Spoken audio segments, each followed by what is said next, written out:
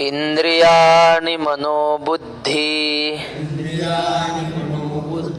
रस्याधिष्ठानमुच्यते एतैर्विमोहयत्येषद् ज्ञानमावृत्य देहिनम्. इंद्रियाणी एक,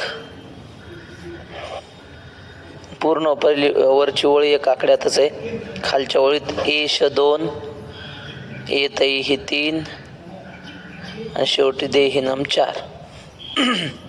इंद्रियाणी मनः बुद्धी अस्य अधिष्ठानम उच्यते. या काम क्रोधाचे म्हणजेच रागद्वेषाचे आधार कोण आहेत? अधिष्ठान. इंद्रिय आहेत, मन आहे, बुद्धी आहे, हे काम क्रोधाचे अधिष्ठान आहेत, म्हणजे आधार म्हणा, आश्रय देणार आहेत काम क्रोधाला. एष एतैहि विमोहयति. हा आत्मा यांच्याकडून मोहित केला जातो. कसा? ज्ञानम आवृत्य देहिनम. ज्ञानाला आवृत्त करून राहतात. देहिनम म्हणजे देही असलेल्या आत्म्याला मोहित करून टाकतात, देहाभिमानी जीवाला. आता ओवी. तैसे उपाय की जती जे जे, ते यांशीची होती विरजे, म्हणवणे हटिया ते जिणे जे इहीची जगी. त्याप्रमाणे म्हणजे वरच्या ओळीत सांगितलंय, आग विझवण्यासाठी आगीत लाकडं टाकले किंवा इंधन रॉकेल टाकलं तर आग विझते का? नाही. तैसे उपाय की जती जे जे, त्याप्रमाणे जे जे उपाय केले जातात ते यांशीची होती विरजे, ते यांना सहाय्यच होतात, म्हणजे यांना वाढवायलाच कारण ठरतात. वैकुंठवासी वक्ते बाबांनी करावे कीर्तन, मुखी गावे हरीचे गुण, मग काही नव्हे बाधा, काम दुर्जनाची क्रोधा. ते क्रोधावर सांगत असताना दृष्टांत सांगितला. मी विसरलो होतो, काकांना विचारलं तर दृष्टांत काकांनी सांगितला बरोबर.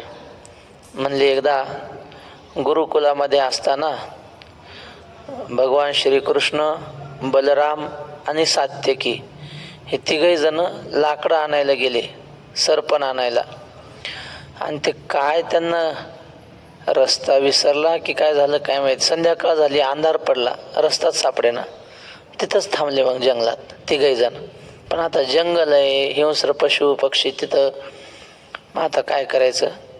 दोघांनी झोपायचं आणि एकाने पहारा करत थांबायचं. मग पहिल्यांदा झोपले सात्यकी आणि श्रीकृष्ण झोपले. बलराम दादा आणि कृष्ण झोपले, सात्यकीचा पहारा 2 तास त्याने पहारा करायचा. आणि मग झोपल्यावर काय झालं, एक एवढा अंगठ्या एवढा तांबड्या रंगाचा कोणीतरी प्राणी दिसला जवळ आलेला. जसं जसं जवळ यायचं ना तसं माणूस सावध होतोय ना, कोण आहे बाबा. लगेच ते काय हातात शस्त्र होतं, काठी म्हणा, ती अशी उचलली की ते अंगठ्या एवढं होतं, ते असं जरा मोठं झालं. उगारली काठी त्याने, मग आणखी मोठं झालं, माणसा एवढं झालं. आणि युद्ध सुरू झाल्यावर मग जसं जसं प्रतिकार करायचा हा सात्यकी, तसं ते मोठं व्हायचं. मग हा सात्यकीला उचलू आपटायचं. ते चांगलं गोळसलं 2 तास सात्यकीला. आणि मग याचा पहारा झाल्यावर त्यानं माघार घेतली. ते गेलं तो तात्पुरतं कुठंतरी लपलं, ते प्राणी आलेला. पुन्हा पहारा आला बलराम दादाचा पहारा सुरू झाला. पुन्हा ते तसंच आलं. बलराम दादाने आचेकोचे खवले, कोण आहे मग बघायला. ते मोठं व्हायचं. बघतो जाता ह्याला सांगतोच म्हणले काय असतं ते, त्याला ताकद माहिती आहे का माझी. मग ते आणखी मोठं व्हायचं. आणि त्याचं बलराम दादाचं युद्ध झालं. ते 2 तास गोळसू अंगरख फाटलं, अंगाचं कातड निघालं पार बलराम दादाच्या. झालं 2 तास होत आले की ते पुन्हा निघून गेलं. पुन्हा कृष्णाचा पहारा आला. हे दोघं झोपले, मार खाऊन दमले होते. आणि मग कृष्णाचा पहारा, कृष्णाने पाहिलं आलेलं आहे. त्यांच्या लक्षात आलं हे कोण आहे. देवानं आल्याबरोबर त्याची स्तुती केली. काय तुम्ही सुंदर लालबुंद तुमचं शरीर, काय तुमचे गुणवर्णन करावे, तुम्ही देव आहात असं म्हणलं ना, ते वाढलंच नाही, ते तेवढंच राहिलं. आणि जसं जसं जवळ येऊ लागलं तसं वा वा वा, काय तुम्ही किती सुंदर तुम्ही दिसता, अशी त्याची स्तुती केली. आणि जवळ आलं की असं धरलं मुठीत आणि उपरण्यात बांधून ठेवलं गाठीत. आणि मग झोपले देव बी. आणि पहाटे उठल्यावर सात्यकी म्हणला, देवा काय सांगावं म्हणे, आमच्या बघ पाठीचं कातडं निघलं, लय मारलं. कोणी रे? ते एक प्राणी आलता बा, तो मोठा मोठाच व्हायचा म्हणे. बलराम दादा म्हणले, मला लय मारलं. कृष्ण म्हणले, अरे तुम्हाला कळलं नाही, तो कोण होता? तो क्रोध होता, क्रोध. तुम्ही क्रोधाला जेवढा प्रतिकार कराल तेवढा क्रोध वाढतो. आणि जेवढी त्याची स्तुती कराल, नाही बाबा तू शहाणा म्हणलं का मग जमते. तू मोठ्या बापाचा रागवला ना, तोच कर, त्याला प्रतिकार केला की मग ते वाढणार. त्यामुळे क्रोधाला प्रतिकार केला की क्रोध वाढतो. कामाचं तरी काय, यांते साधावया लागी, जे बळ आणि जे अंगी, ते इंद तेने कोंडिले अनंता. नम्र झाला भूता, तेने कोंडिले अनंता. तैसे उपाय की जती जे जे, ते यांशीची होती विरची. जे जे उपाय आपण करू ते यांना सहाय्यभूतच होतात. म्हणून हटिया ते जिणीजे हीच जगी. म्हणून हटयोगी जे असतात ना, त्या हटयोग्यांना हे जिंकतात काम करत. कितीतरी हठयोगी असतात, योग साधना करायला जातात, पण क्रोध कमी होत नाही, रागीट होतात. आणि पुन्हा कामही निर्माण होतो त्यांच्यामध्ये. कारण जिथं क्रोध आहे तिथं काम आहेच, जिथं काम उपजला तिथं क्रोध आधीच आला. म्हणून मोठ्या मोठ्या हठयोग्यांना सुद्धा हे कामक्रोध जिंकतात. ऐशी आहे साकडा बोला, एक उपायो आहे भला, तो करिता जरी अंगवला तरी सांगेन तुझं. पण अशा आता कठीण प्रसंग झाला, मग यांना जिंकल्याशिवाय तर ज्ञान मिळत नाही. आणि ह्यांना जिंकाय गेलो तर हे आपले उपाय सहाय्यभूत होतात त्यांना. आता काय करायचं अशा संकट समयी, अशा अवघड प्रसंगी? एक उपाय आहे भला, एक चांगला सोपा उपाय, सोपा नाही पण चांगला उपाय आहे. तो करिता जरी अंगवला तरी सांगेन तुझं. तर जर तुला करण्यास योग्य वाटला, मानवला, तर तुला सांगतो, ऐक. तस्मात् त्वमिंद्रियाण्यादौ नियम्य भरतर्षभ, पाप्मानं प्रजहिह्येनं ज्ञान विज्ञान नाशनम. भरतर्षभ एक, तस्मात दोन, आदव तीन, न्यादव एक नाही तिथं तीन, मिंद्रियाणी चार,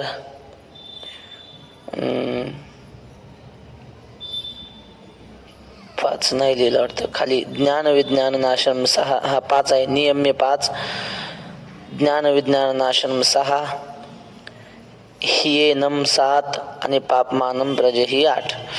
हे भरतर्षभ, तस्मात त्वम, हे अर्जुना, म्हणून तू इंद्रियाणी, आदव इंद्रियाणी, आधी इंद्रियांना नियम्य म्हणजे त्यांचं नियमन कर, इंद्रियांना ताब्यात ठेव आपल्या. कारण ते कसे, ज्ञान विज्ञान नाशनम, ज्ञान म्हणजे भगवान परमात्म्याचा परोक्ष ज्ञान, आणि विज्ञान म्हणजे अपरोक्ष ज्ञान असं. तर ज्ञान आणि विज्ञानाचा नाश करणारी ही इंद्रिय. ही एनम पापमानम प्रजही, म्हणून ही या पाप्यांचा प्रतिकार कर, त्यांचा चांगल्या प्रकारे त्याग कर. पापमानम म्हणजे पाप स्वरूप, पाप करायला लावणारे इंद्रिय. यांचा पहिला कुरुठा इंद्रिये, येथून प्रवृत्ती कर्मा देविये, आधी निर्दळू निघाली तिये सर्वथैव. यांचा पहिला कुरुठा इंद्रिये, यांचं पहिलं राहण्याचं ठिकाण. कुरुठा म्हणजे घरट, आश्रय, आधार. तर ह्यांचं राहण्याचं घरट कोणतं आहे? इंद्रिय. आता समजा एखाद्याला साधनेला लागला, वेदांत शिकायला लागला, साधना सुरू झाली. कशासाठी? माणूस आधी परोक्ष ज्ञान व्हावं आणि त्यानंतर अपरोक्ष ज्ञान व्हावं, हीच पायरी असते ना. निर्माण होणारं जे ज्ञान आहे हा. त्याचा पहिला नाश. अहो त्या ज्ञानाकडे जाऊच देत नाही म्हणजे नाशच झाला ना. हो ना. पंढरपूरला निघाला एखादा माणूस, मध्येच अडवलं, चोरांनी मारलं, पाठवलं घरी, म्हणजे पंढरपुराच्या वारीचा नाश केला की नाही. हो. तसं हा ज्ञानाच्या मार्गाने निघाला, परोक्ष अपरोक्ष ज्ञानाच्या मध्येच काम करत आडवे येतात. मग याचं परोक्ष अपरोक्ष ज्ञानाचा नाशच केला की नाही असंही म्हणा, किंवा परोक्ष ज्ञान झाल्यानंतर पुन्हा काम करून त्याच्या ज्ञानाचा नाश करतात असं म्हणा. हा, हृदयी कामा झाला रे गावा, आणि तयाची घसणी दिवा ज्ञानाचा गेला. वा, 7वा अध्याय. माऊली म्हणतात, मनामध्ये कामना निर्माण झाली, फळ कर्म फळाची इच्छा, म्हणा कशाची, फळाची हवा, हृदयी कामा झाला रे गावा, त्या निमित्ताने काम हृदयात प्रविष्ट झाला. तयाची घसणी दिवा ज्ञानाचा गेला, ज्ञानाचा दिवा लागला होता अंतःकरणात, परोक्ष ज्ञान झालं होतं, पण त्या फळाच्या इच्छेनं तो ज्ञानाचा दिवा विझून जातो. यांचा पहिला करुठा इंद्रिये, येथून प्रवृत्ती कर्मा तेवी आहे. पहिलं का रागद्वेषाचा आधार जर कोण असेल राहण्याचं ठिकाण इंद्रिय, आणि येथून प्रवृत्ती कर्मा तेवी आहे. इंद्रियापासून होणारी प्रवृत्तीच कर्माला जन्म देते. इंद्रिय डोळे तिकडे गेले की मग त्याची इच्छा निर्माण होते, इच्छा निर्माण झाली की मग माणूस कामाला लागतो ती वस्तू मिळवण्याच्या. प्रवृत्ती कर्मातेवी आहे, आधी निर्दळून घाली ती सर्वथवे. म्हणून आधी इंद्रियांचं संयमन केलं पाहिजे, निर्दळून म्हणजे जिंकून घेतली पाहिजे. सर्व प्रकारे इंद्रिय फार महत्वाचे. ते काहीतरी असं गीत आहे की दोहा आहे माहीत नाही, त्यांनी असं लिहिलंय, गाडी म्हणजे हे सगळं शरीर आपलं रंगबिरंगी, कोणाचं कसा रंग कोणाचा कसा रंग, गाड्या वेगवेगळ्या रंगाच्या आहेत. गाडी तेरी रंगबिरंगी, बैल तेरे जोरदार. 10 बैल आहेत या गाडीला, 10 म्हणा, नाही तर मनाला धरून 11 म्हणा. काही नाही मनाला इंद्रिय मानलं, काही नाही मानलं नाही. तर मग गाडी तेरी रंग बिरंगी, बैल तेरे जोरदार, हाकने वाला छान छबीला, बैठने वाला लाल. हाकणारं मन आहे या इंद्रियांच्या बैलांना, आणि बैठने वाला लाल, त्यांचा मालक म्हणजे आत्मा, जीवात्मा म्हणा, तो मात्र शुद्ध ब्रह्मरूप आहे. बैठने वाला लाल. बैल कसे आहेत, पण बैल तेरे जोरदार, इंद्रिय फार बलवान आहेत.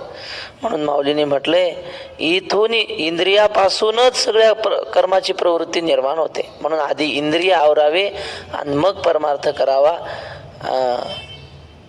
तुकाराम महाराज म्हणतात, तुका म्हणे काय, जरी आशेची बिमोडी करी आधी, तुका म्हणे जरी योगाची तातडी, आशेची बिमोडी करी आधी. ज्याला परमात्मा प्राप्तीचा योग करायचा आहे त्यानं आधी आपली आशा आवरली पाहिजे, काम आवरला पाहिजे. काम आवरायचं म्हणजे इंद्रिय आवरायचे, दुसरं काय.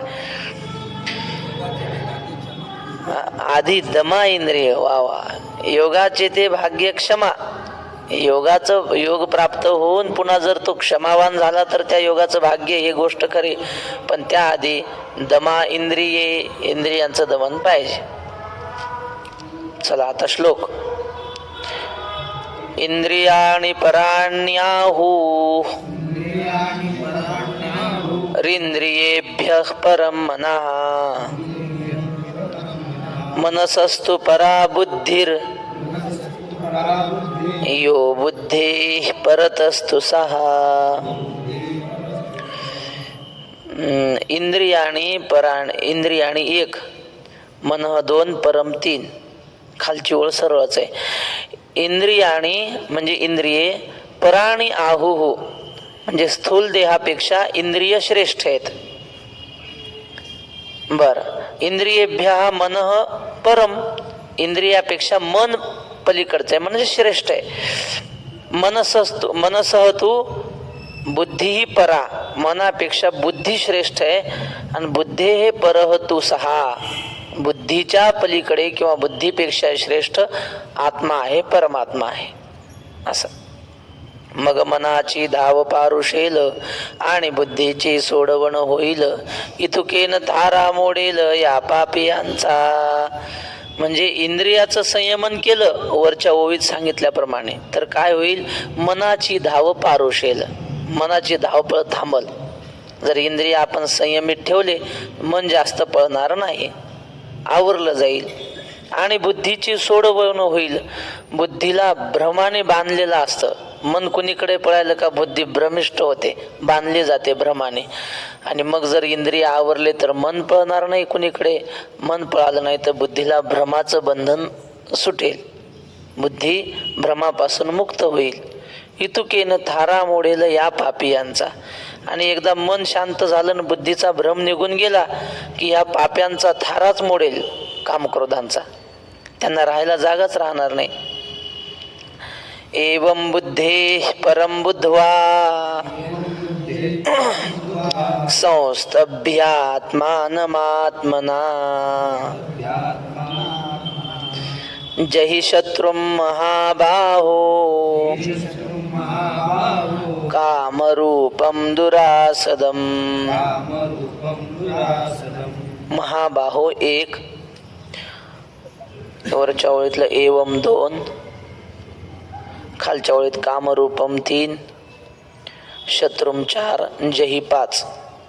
एवम बुद्धे हे परम बुद्धवा, असा बुद्धीपेक्षा श्रेष्ठ आत्मा आहे असं जाणून संस्तभ्य आत्मानम आत्मना, शुद्ध मनाने, संयमित मनाने, संस्तभ्य म्हणजे संयमित मनाने आपल्या आत्म्याला प्राप्त व्हावं. आणि काय, कामरूपम शत्रुम जही, कामरूपम दुरासदम शत्रुम जही, कामरूपी अत्यंत कठीण शत्रूला जिंक, जही म्हणजे जिंकावं. हे अंतरी होणी जरी फिटले तरी निभ्रांत जाण निवटले, जैसे रश्मी विणवरले मृगजळ नाही. हे अंतःकरणातून जर निघून गेले काम क्रोध तरी निभ्रांत जाण निवटले, मग कायमचेच निघले. बाहेर वरवर निघून उपयोग नाही, मनातून निघले पाहिजे आहे ना. वरवर संन्यास घेतला म्हणजे घरादाराचा त्याग केला, पण अंतःकरणातून निघून गेले नसले तर मग ते कधी घात करतील सांगता यायचं नाही. अंतःकरणातून निमाले पाहिजे, फिटले पाहिजे. अंतःकरणातून सुटले की मग निभ्रांत जाणं निवटले, मग निसंशय. निभ्रांत म्हणजे नक्की ते संपले म्हणायचे, मेले. निवटले म्हणजे मेले. जैसे रश्मी विण उरले मृगजळ नाही, जसं सूर्यप्रकाशाशिवाय मृगजळ कसं काय दिसेल. सूर्यप्रकाश पाहिजे तरच दुपारच्या वेळेला मृगजळ आहे. तैसे रागद्वेष जरी निमाले तरी ब्रह्मींचे स्वराज्य आले, मग तो भोगी सुख आपले आपणची. त्याप्रमाणे रागद्वेष जर नष्ट झाले तर मग काय होईल, ब्रह्मींचे स्वराज्य आले. ब्रह्मींचे स्वराज्य म्हणजे काय, ब्रह्मानंद प्राप्त होईल, ब्रह्मरूपता प्राप्त होईल. मग तो भोगी सुख आपले आपणची. मग त्याला आता विषयाच्या दारात सुखासाठी भीक मागायची गरज नाही. याचे सुख तुम्हा कळली यावरी, मग दारोदारी न फिराल. त्या गवळणी सांगतात, एकदा कृष्णाचं सुख मिळालं की मग विषयाच्या दारात भीक मागायचं काम नाही, थोडं थोडं सुख द्यावं म्हणायचं काम नाही. भोगी सुख आपुले आपणची. तुलसीदास महाराजांना कोणीतरी विचारलं, म्हणले का हो एवढं रामायण कशासाठी तुम्ही सांगता लिहिता. ते म्हणले, स्वांत सुखाय तुलसी रघुनाथ गाथा. आम्हाला आत्मानंदाचं सुख मिळावं म्हणून हे चाललंय, बाकी काय आम्हाला अपेक्षा नाही. याचे सुख तुम्हा कळली यावरी. बाळक्रीडेत आहे ना, मला वाटतं पहिली की दुसरीच बाळक्रीड आहे ना. याचे सुख तुम्हा कळली यावरी, मग दारोदारी न फिराल. तसे तरी ब्रह्मींचे स्वराज्य आले, मग तो भोगी सुख आपुले आपणच. मग तो आपल्या आत्मानंदामध्येच रममान असतो, त्याला कशाची अपेक्षा नसते. सद्गुरु जोग महाराज दिवसभर एका खोलीत बसायचे, आतून दार बंद, आणि 8-8 तास नुसते असे डोलत राहायचे म्हणतात. काहीच लागत नव्हतं त्यांना, पाणी नाही काही नाही, असे बसले एकदा की 8-8 तास नुसते असे डोलत राहायचे. काय होतं ते? आपल्या आनंदामध्ये रममाण असायचे, आत्मानंदामध्ये. कुठल्या विषयाची गरज नाही, कोणी गप्पा. आपल्याला तर कोणी 2 तास नाही भेटलं की बैचेन होतं माणूस. कशासाठी? का होतं असं? आपल्याला दुसऱ्याकडून सुख पाहिजे असतं, कोणीतरी चांगलं म्हणावं, कोणीतरी आपल्याला फोन करावं. काय सारखं 10 मिनिटाला फोन आला, कोणाचा फोन आला, कोणाचा येत नाही. पण माणसाला वाटतं यावं. याचा अर्थ आतून सुखी नाही माणूस, आतून भिकारी झालाय, म्हणून इकडं तिकडं ह्याच्या त्याच्याकडे सुख मागतो. पण साधू महात्मा ज्याच्या अंतःकरणातले काम करत निघून गेले ना, मग तो भोगी सुख आपुले आपणच. आपले सुख म्हणजे आत्मसुख, आपणच भोगत राहतो. ते गुरु शिष्याची गोठी, पदपिंडाचे गाठी, तेथ स्थिर राहून नुठी कवने काळी. ते गुरु शिष्याची गोठी. गुरु आणि शिष्य म्हणजे अधिकारी गुरु, आत्मसाक्षात्कारी गुरु, आणि गुरुची सेवा करून ज्याचं हृदय पवित्र झालं असा शिष्य. त्या शिष्याला एकांतामध्ये गुरु आत्मज्ञान सांगतात. ते आत्मज्ञान काय? पदपिंडाची गाठी. पद म्हणजे ब्रह्मपद, आणि पिंड म्हणजे हे शरीर, स्थूल सूक्ष्म कारण शरीर. यांची गाठी म्हणजे ऐक्य, म्हणजे जीव ब्रह्म ऐक्य. अशी गुरु शिष्याची गोठी.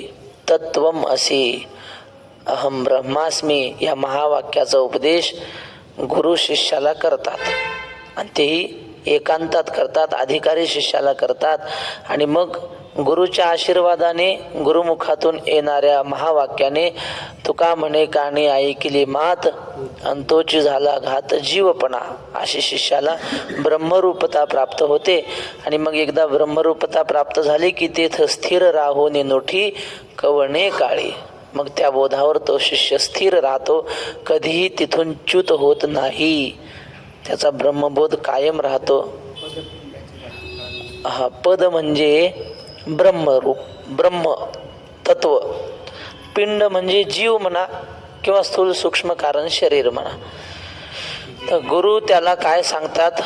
तुझा पिंड म्हणजे ब्रह्मरूप आहे, तुझा जीव ब्रह्मरूप आहे, म्हणजेच गाठी ऐक्य सांगतात. आणि मग शिष्याला ब्रह्मरूपता त्या महावाक्याने प्राप्त झाली की तेथ स्थिर राहून नुठी कवणे काळी. त्या ब्रह्मरूप स्थितीमध्ये शिष्य कायम स्थिर राहतो. कितीही मग माया मेघो जगन्नेरम वर्षत्येश यथा तथा चिदाकाशस्य न हानिर नवा लाभ इति स्थिती. मग मायेचा कितीही पाऊस पडला आणि कितीही मायेनं आपलं जगदरूपी चित्रपट त्याच्या पुढे उभा केला, तो भ्रमिष्ट होत नाही. त्याला माहिती आहे किती माया आली तरी हे सगळं काय मिथ्या आहे, आणि मी ब्रह्मरूप आहे, असं त्याची स्थिर राहून नोठी कवणे काळी. तो आपल्या ब्रह्मरूपतेतून कधीही बाहेर येत नाही. ऐसे सकळ सिद्धांचा राहो, देवी लक्ष्मी याचा नाहो, राया ऐके देव देव बोलता झाला. असं सगळ्या सिद्धांचा राजा म्हणजे भगवान श्रीकृष्ण, देवी लक्ष्मी याचा नाहो. देवी लक्ष्मीचा नाहो म्हणजे पती आहे. मागील केले ते अवघेची वाहो, बाप रखमा देवीवरू विठ्ठलो नाहो. नाहो म्हणजे पती. आता हे या ओळीमध्ये एक अलंकार सहज आपल्याला पाहता येईल. योगी म्हणजे कोण हो? परमात्म्याच्या प्राप्तीसाठी ज्यांनी आपलं सर्वस्व त्याग केला आणि देवाच्या मार्गाला लागले ते योगी. सर्वस्वाचा त्याग करणारी, पत्नी मुलं बाळ घरदार सर्वस्वाचा त्याग केला ते कोण? योगी. आणि त्यांचा राजा आहे हा, पण त्यांना बायको आहे लक्ष्मी, हिचं नाव आहे तो. म्हणजे योग्यांचा राजा. आणि तो कसा आहे? तो तसंच पाहिजे की नाही? त्याने सर्वस्व सोडलेलं नाही. माऊली हो, बापरे, हे पाठ चालू आहे. देवी लक्ष्मी हिचा नाव. तर हा देवी लक्ष्मीचा पती आहे, पण तरी सुद्धा योग्यांचा राजा आहे हा. म्हणजे पत्नी जरी त्याला असली तरी तो तिच्यामध्ये आसक्त नाही. तुम्ही पहा ना, एकदा चक्रांकित महाराजांनी आळंदीत सांगितलं होतं, माऊलीच्या मंदिरात कीर्तन असतं त्यांचं असायचं. माऊलीचा सोहळा इकडं निघाला पंढरपूरच्या दिशेने की 21 दिवस 28 दिवस परत माऊली आळंदीला जाईपर्यंत रोज एका हरिपाठाच्या अभंगावरती कीर्तन करायचे. तेव्हा आम्ही शाळेत असल्यामुळं मग रोज संध्याकाळी ऐकायला यायचं.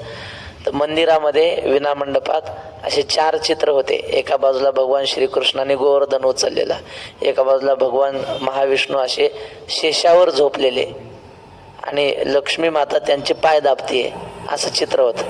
आणि कीर्तनात ओवी आली. ओवी अशी होते आपले निद्रिताचे नि अंगेशी साप तैशी उर्वशी. ते म्हणले बघा प्रत्यक्ष उदाहरण आहे. म्हणले झोपलेला आहे महाविष्णू, उशाला साप आहे फणा काढलेला आणि पायापाशी लक्ष्मी आहे, पण त्याला त्या लक्ष्मीचा आनंद नाही आणि सापाचं दुःख नाही. असा हात करून दाखवलं होतं त्यांनी. तसं याला पत्नी लक्ष्मी, पण तिचं तिला काही सुख दुःख नाही. आहे काय नाही काय सावली सरीसीच असे परी असे हे नेणीजे जैसे स्त्रियेचे तैसे लोलुप्य नाही. असा असल्यामुळं तो योग्यांचा राजा आहे. जरी पत्नी त्याला असली तरी देवी लक्ष्मी याचा नाहो राया म्हणजे राजा ऐके देव देव बोलता झाला.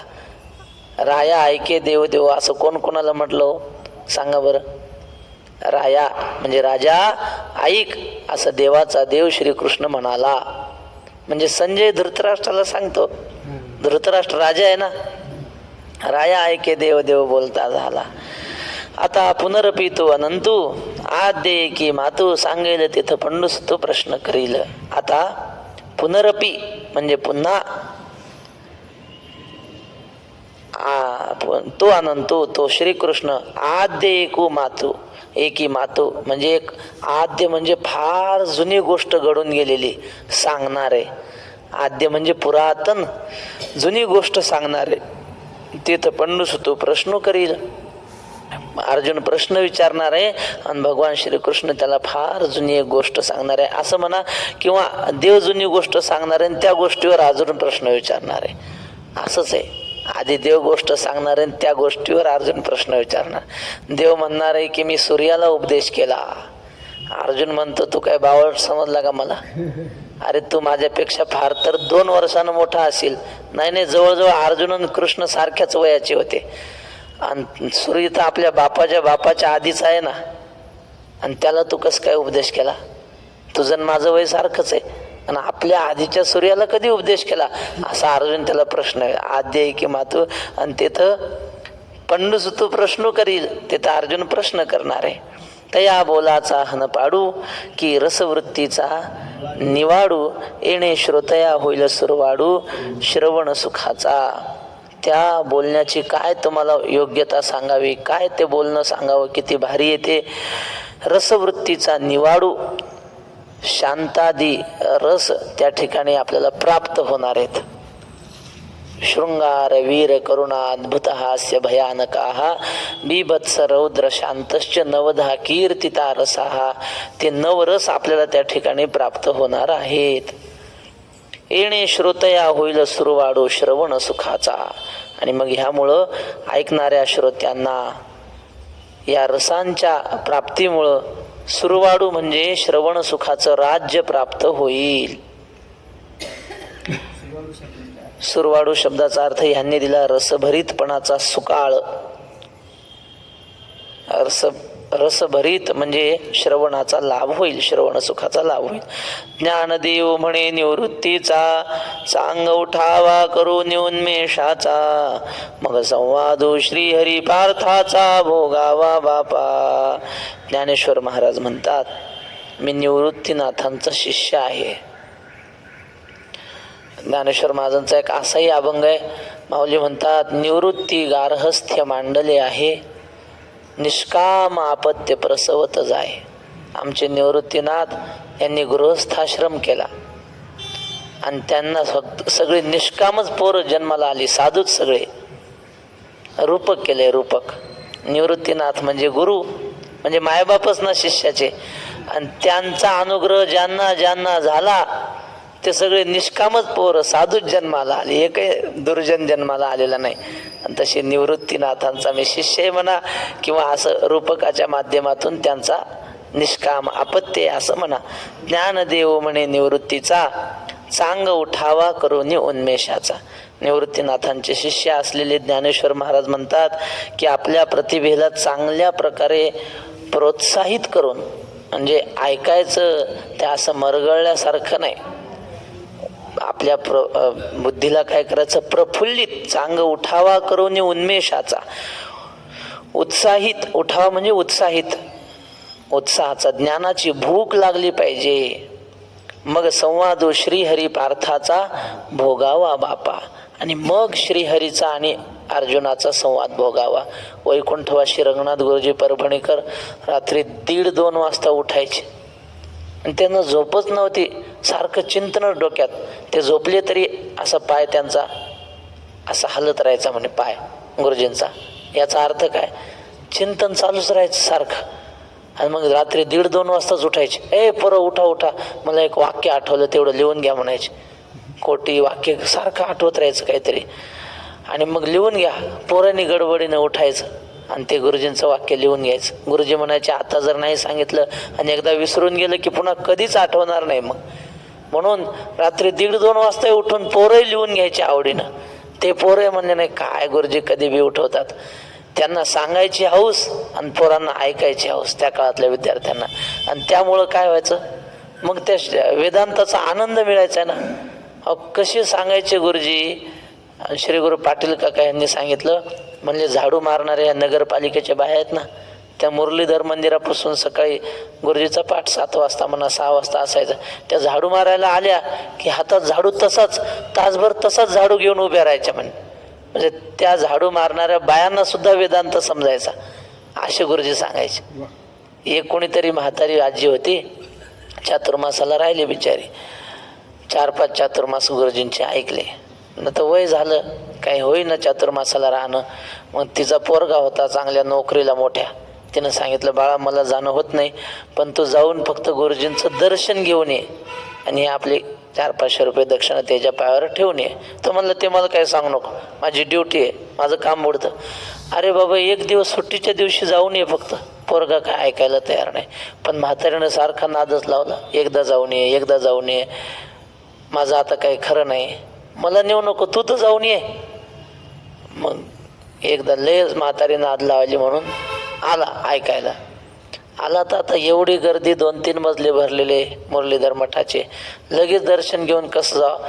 एवढे लोक जमले ते अर्थी काहीतरी सांगत असते. आणि आपली आई 4 वर्ष ऐकत होती, काय सांगतात बघू तरी. 10 मिनटं म्हणून बसला. 10 मिनटं म्हणून बसला, ते तासभर उठलंच नाही, रंगून गेलं ते याच्यात. आणि एवढं रंगलं की पुन्हा घरी गेला, नोकरीचा राजीनामा दिला आणि चातुर्मासच सुरू केले त्याने. अशी गुरुजीची वाणी होती. मग ऐकणाऱ्याला ऐकण्याची भूक आणि सांगणाऱ्याला सांगण्याची भूक लागली पाहिजे ना. पुढच्याला बोध व्हावा अशी तीव्र इच्छा सांगणाऱ्याच्याही मनात झाली पाहिजे. नाही तर वक्ते बाबा म्हणले, अरे तुम्हाला ज्ञान मिळावं म्हणून कोण सांगताय, वस्त्र्याला धार लावून घेतात म्हणले लोक, तुम्हाला दगड करतात. बाबा वेदांत साध्या सोप्या भाषेत सांगा. हा, उदाहरण देऊन पटवून द्या. रंगनाथ गुरुजी नंतर तसा वेदांत सांगणारे दुसरे कोण, वक्ते बाबा सोपा सांगणारे. आता महाराज लोक सोपी अभंग कठीण करतात. हा, ते आता ते गुह्य तमम शास्त्रम. तर मग संवाद श्रीहरी पार्थाचा भोगावा बापा. मग ऐकणाऱ्याला ऐकण्याची भूक लागली ना, मग त्याला जेवण वाढण्यात मजा असते. नाही तर वृथा वृष्टी समुद्रेषु वृथा तृप्तस्य भोजनम वृथा दानम समर्थस्य वृथा दीपो दिवापिच. काय म्हणतात ना, भुकेला कोंडा काहीतरी आहे, झोपेला भुकेला कोंडा आणि झोपायला दोंडा. झोप चांगली लागली ना, आथरायला काही नसलं तरी चालतं, उशाल दगड घेऊन झोप लागते माणसाला. जर भूक लागली ना, कळना कोंडा गोड लागतो, पण भूक लागली पाहिजे. भाकर गोड नसते, अन्न गोड नसतं, भूक गोड असते. म्हणून तसं ऐकण्याची भूक लागली की मग संवाद श्रीहरी पार्थाचा भोगावा बापा. ज्याला जिज्ञासा निर्माण झाली ना, त्याला हा अर्जुनाचा आणि श्रीकृष्णाचा संवाद, त्याला भोग त्याचा घेता येईल, आनंद घेता येईल.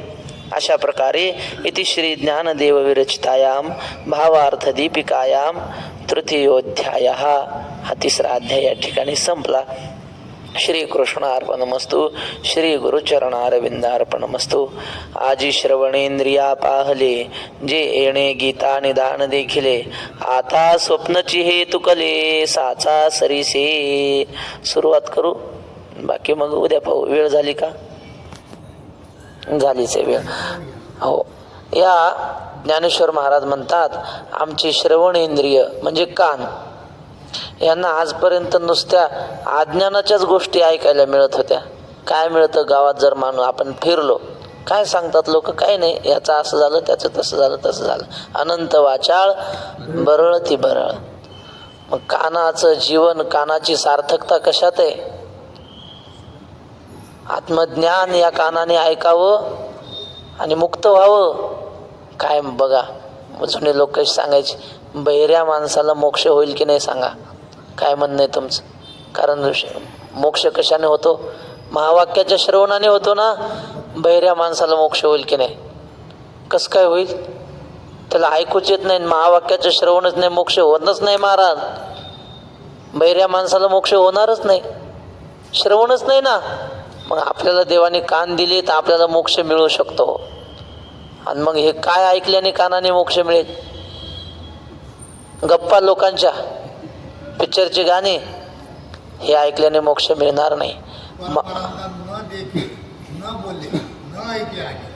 न देखे न बोले न ऐके अनेक.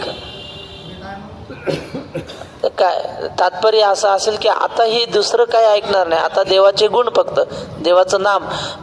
तसं माऊली म्हणतात आजपर्यंत आमच्या कानाला हे संसाराच्या अज्ञानाच्या गोष्टीच ऐकायला मिळत होत्या, पण आज हा श्रीकृष्ण अर्जुनाचा संवाद ऐकायला मिळाला ना, आमच्या कानाचं भाग्य उदय झाला. कानाला उजेडला आज दिवस. आजपर्यंत अंधारच, रात्रच होती. श्रवणेंद्रिया पाहले, पाहले म्हणजे उजाडले. कानाचा आज सोन्याचा दिवस उदयाला आला. माऊलींचा अभंग आहे.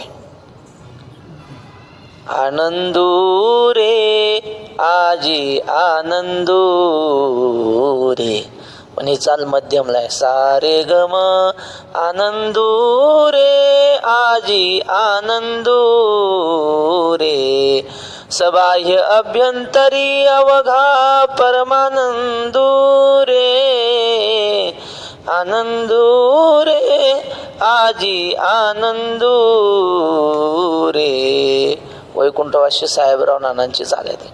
तर या श्रवणेंद्रियाला आज उजेडल्यामुळं, ज्ञानाचा दिवस पाहायला मिळाल्यामुळं आज येणे गीता निधान देखिले, यांना गीता निधान म्हणजे गीतारूपी धन पाहायला मिळालं कानांना. आता स्वप्नची हे तुकले साचा सरीसे. आता हे स्वप्नच, पण ते स्वप्न खरोखर झालं महाराज. स्वप्न कसं खरं झालं? या ओळीतही विरोधाभास नावाचा अलंकार आहे. स्वप्न कधीच खरं, शक्यतो खरं नसतं, पण खरं झालं हा विरोधाभास अलंकार आहे. जसं ज्ञानेश्वर महाराजांनी म्हटलंय, ते पांडुरंग कांती दिव्य तेज झळकत आहे ना, शब्दे विन संवादू म्हणजे शब्दाशिवाय संवाद, दुजे विन अनुवादू. दोन लोक नाहीत, एकच माणूस आहे आणि तो बोलतोय. बोलणं होईल का?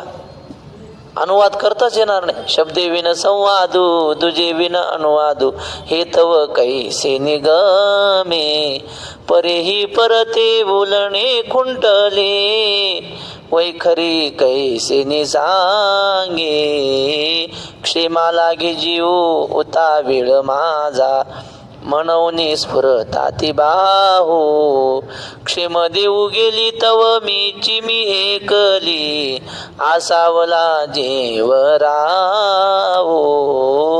माऊली म्हणतात मला वाटलं देवाला पांडुरंगाला आलिंगन द्यावं, कडकडून मिठी द्यावी म्हणून जवळ गेले, आणि असे आलिंगन द्यायला गेले तर हातात कोणीच नाही. आसावला जीवराव. आणि मग ते अंतःकरणात आलिंगन देण्याची इच्छा तशी दिसायचा समोर, पण आलिंगन द्यायला गेलं तर मिठीत येत नव्हता. हा कोणता अलंकार आहे? विरोधाभास अलंकार. म्हणजे सगुण दिसतोय समोर, पण जवळ गेल्यावर कळतं हा सगुण परमात्मा नाही, हा नेणू ब्रह्म मार्ग चुकले. हा साक्षात ब्रह्मरूप आहे, तो हातात येणारा नाही. सगुणही आहे निर्गुणही आहे, हा विरोधाभास अलंकार. तसं माऊली म्हणतात स्वप्न आहे, खोटं असतं पण ते खरं झालं, विरोधाभास आहे. तसा या ओवीत अलंकार आहे. या ओवीचं चिंतन आपण उद्या करू. पुंडलिक वरद हरी विठ्ठल श्री ज्ञानदेव ज्ञानेश्वर